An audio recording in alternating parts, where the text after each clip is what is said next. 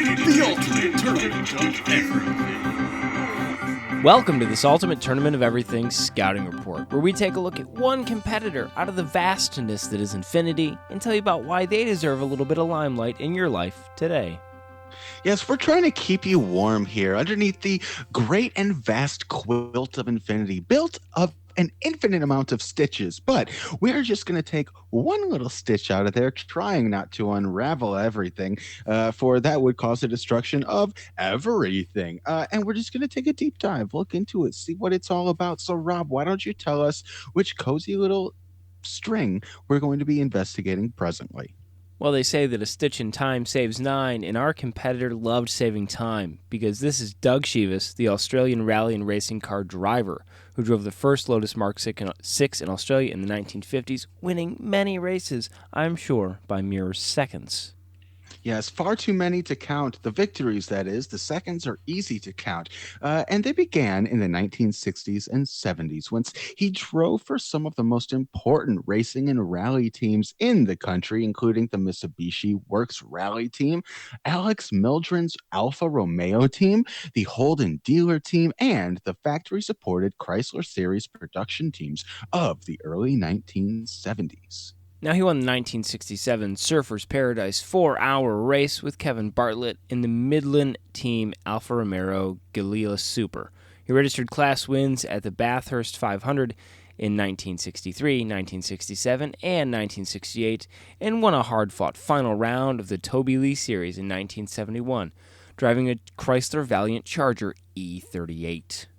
And a valiant effort it was. Now, in 1972, Chivas achieved the best result for the Chrysler team at the Bathurst by finishing third outright and second in a class in a Charger E49. He's best remembered, however, for a sensational second place at the 1973 Hardy Ferrodo 1000, while co-driving with Peter Brock in the Holden Dealer team's leading LJ Toronto GTR XU1, though the car ran out of fuel and had to be pushed by Chivas.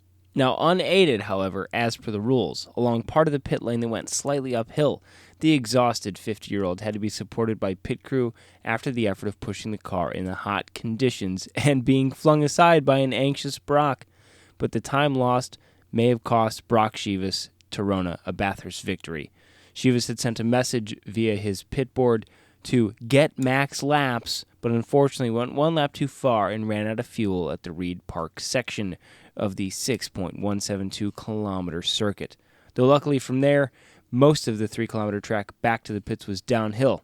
Now, according to a popular theory, the car should have coasted into the pits without the need for Chivas to get out and push, but he tried to bump start the car just before he got to the pits, hoping there was enough fuel to restart, and the car came to a stop about 20 meters short of his pit entry. Now, this seems like something that you would see in a comedy movie, probably involving Will Ferrell, where they push the car to the finish line, although I think in that race, Will Ferrell got out and ran without his car.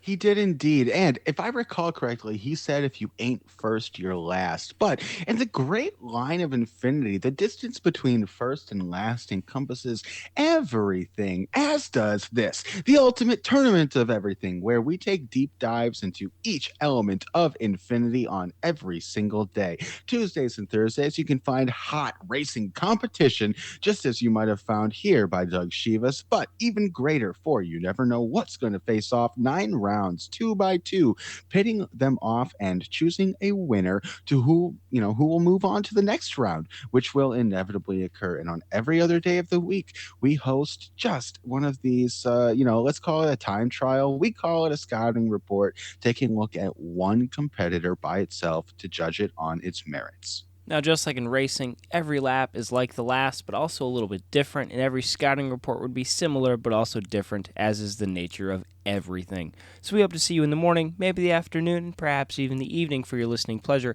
and we'll see you next time on the Ultimate Tournament of Everything. The ultimate tournament of everything.